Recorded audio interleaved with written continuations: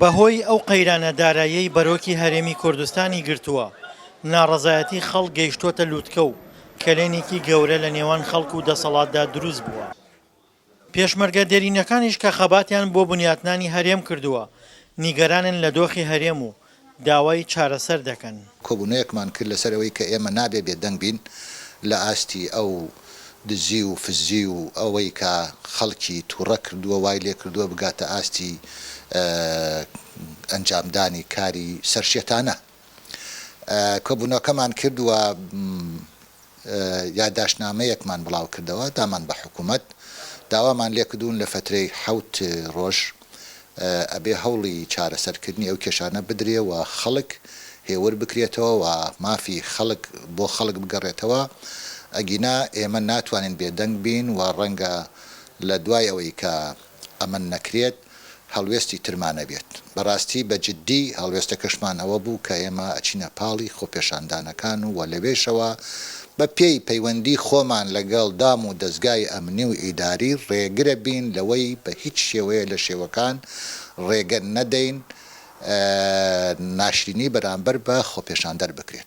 ناڕزایەتیەکانی خەڵک گەیشتووەتە ئاستێک، تەنانەت پێشمەرگە دێرینەکانیش بە بەرپرسیار دەزانن لەم دۆخە، لە کاتێکدا بەشێکی زۆر لەوانیش نیگەرانن. ڕاستیە ئەمە سەدەیەکی قوربانی و خەبات و تێکۆشاندرا بۆ ڕۆژێکی وا کە کوردستان ئازاد بێ، بەڵام بەداخەوە دەسەڵاتداری کوردی لە 100 ساڵی ڕابردوو تاوەکو ئێستا نەیانتوانیوە بە تایبەتی لە دوای پرۆسەی ڕووخانی سەدام حوسێن لە 2003 بەتواوە نەیانتوانی سیستەمێکی دەوڵەتداری بەڕێوە بوون، بۆیە هەموو هیوا و خەونەکانی ملەتی کوردیان نەگۆڕناوە.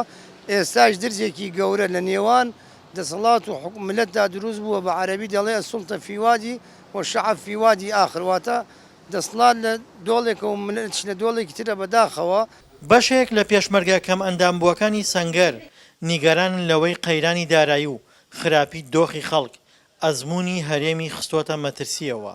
ئێمەکو کەمەندامانی سەنگەر لە پێناو خۆشببختی و خۆشگوزرانی خەڵک وڵاتەکەمانە هەرێکە لە ئێمە ئەندامێکی جەستەی خۆی لە دەستداوە بە هیچ شێوەیەک پێشمەرگە و کەمەندامی سەنگەر لەگەڵ بشێوی و ئەوان نییە. ئێمەش لەگەڵ داواکاری خەڵکین، بەڵام نەک بەم شێوەیە. بەشێکی زۆر لە دانیشتوانی هەرێم حیزبەکان بە بەرپرسیار دەزانن لەو دۆخەی هەرێمی تێکەوتووە.